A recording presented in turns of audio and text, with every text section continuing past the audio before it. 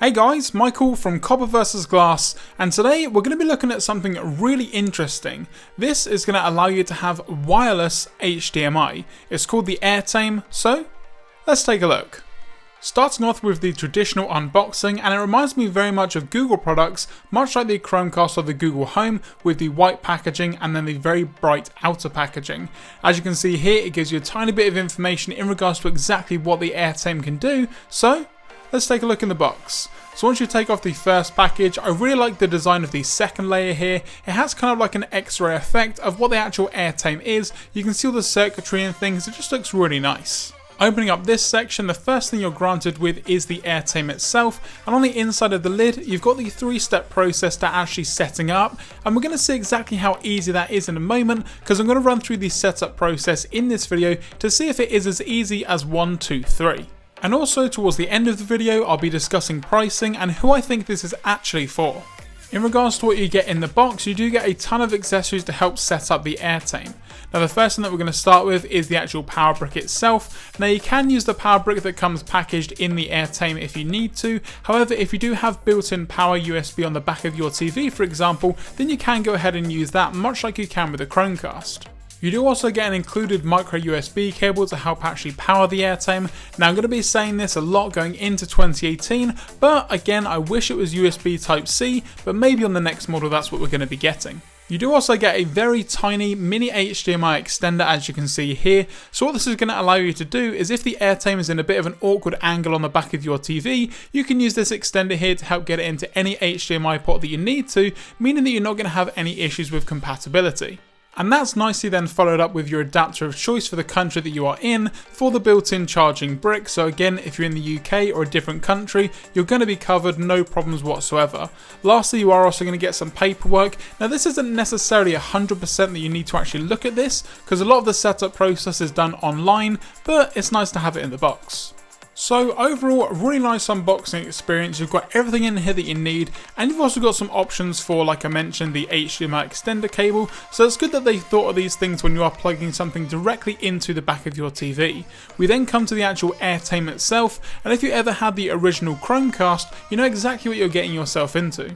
It's around the same size as the original Chromecast, so again, it's all the more impressive once you know exactly what it can do. You've got a power button with an indicator on the back, a micro USB to charge it, and then the HDMI connector on the side there with a little bit of information on the back as well. It's a very small package as well. It does have a bit of weight to it, which is nice, and I would definitely compare the weight to something like the Chromecast that is out now, for example, and again, in terms of the size and form factor, they're roughly about the same. Now, apologies about the bad lighting, but I'm doing my best here to explain exactly how to use this. Now, around the back of the TV, like I mentioned, you can use the HDMI extender cable if you don't have enough room to actually fit the Airtame in there completely, or in my case, I do have a nice groove in the back here, so the Airtame fits without any issues whatsoever at all. However, I am actually plugging it in via the actual brick itself instead of into the TV, just because of the power draw, the fact that it can heat up a little bit. I think this is maybe the best option. And now for the actual setup process. So once you've turned on your TV and you've selected the right input, you're going to be granted with the quick start screen. So as you can see here, all it tells you to do is just go to the airtame.com/setup website to get everything up and running. So once you're on the device that you want to use with the Airtame, just go to the website that's displayed currently on the TV. What you then need to do is just download the application for your operating system to get everything up and running. Once that's done and you've launched the application, everything's pretty much done then from the top toolbar if you're running on Mac OS. So after a very quick pairing process where you need to enter in some passwords and some Wi-Fi information, once you then click on Start on your Mac, it's then going to display exactly what you're looking at on your TV, one-to-one. Now again, apologies for the less than ideal conditions when looking at the actual TV itself, but I've done the best that I could with the lighting that I had. So as you can see, you've got everything all set up. Whatever I do now on my iMac is going to be completely mirrored over onto the TV, as you can see. So very simply, if you go to Chrome for example, head over to YouTube, it's going to mirror exactly what you're seeing one-to-one. Now don't get me wrong, there is a little bit of delay which we're going to talk about later on in the video, but you can see exactly what you're looking at on your TV. So again, if you wanted to sit on the sofa for example with the keyboard and mouse and not be anywhere near the computer, then you've got the option to do so. Now at the moment, in regards to my internet connection, I'm getting around 70 megabytes down at the moment, and my iMac is plugged in directly via Ethernet as well, just to help out with the connection. But as you can see, using the Airtame, it is still dropping frames every now and then. Now it's not the most noticeable thing in the world, but it definitely depends on exactly what you're going to be doing on your computer at any one time. So doing something very simple like bringing up the keyboard here and opening the search functionality on my Mac, you can see that it's pretty good in terms of the response time. It opens it pretty quickly, but if you're doing something more intensive, then that's definitely where you're going to see some of that stuttering, unfortunately.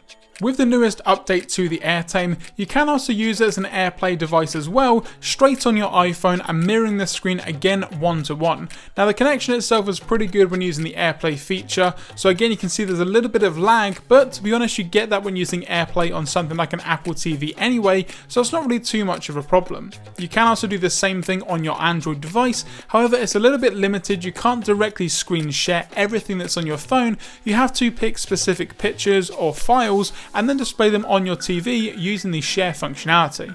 There's also a lot of tweaks and tuning that you can do with Airtame on the actual Mac itself.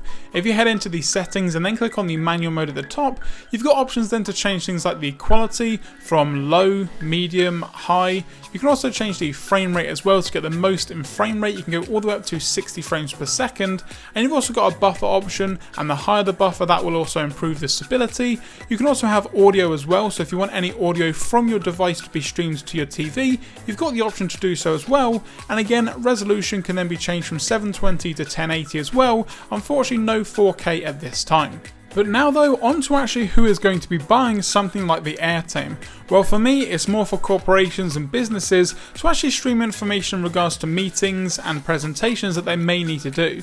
As you can see on the website, it is very tailored to the business environment, so allowing you to show certain images on the screen, for example, like a company logo or a company website, so it's not necessarily for personal use. However, if you did want to use it for that sort of thing, then you can do, but definitely keep in mind in regards to price. Now for me, I couldn't resist but try something a little bit more intense. So what I've done is I've gone over to the GeForce Now service, loaded up Doom, put everything on Ultra, and then tried to stream it exactly from my iMac over to the TV.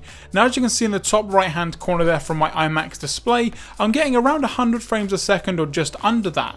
Now once that gets translated over to what you can see on the TV, unfortunately, like I mentioned, it isn't one-to-one, so you are definitely going to get some lag. So if you are hoping to play all your awesome games, for instance, on your TV from a different room using the Airtame, that's not something that you're going to be able to do at this time. So just to round up the video, is it comparable to something like the Google Chromecast, or is the Airtame in its own different category? Well, as you can see here based on the price, again, that's why I think it's more for corporations. You can see here that you can buy them in a lot of different bundles, which definitely brings down the price of the individual Airtame itself, but this isn't really out there to compare itself to the Google Chromecast. The main reason of something like a Chromecast is simply to mirror what you're looking at on your phone, whether that's a YouTube video, Google Photos, or Spotify, whereas this is definitely a lot more corporate and it's definitely going to be used in a more business type environment.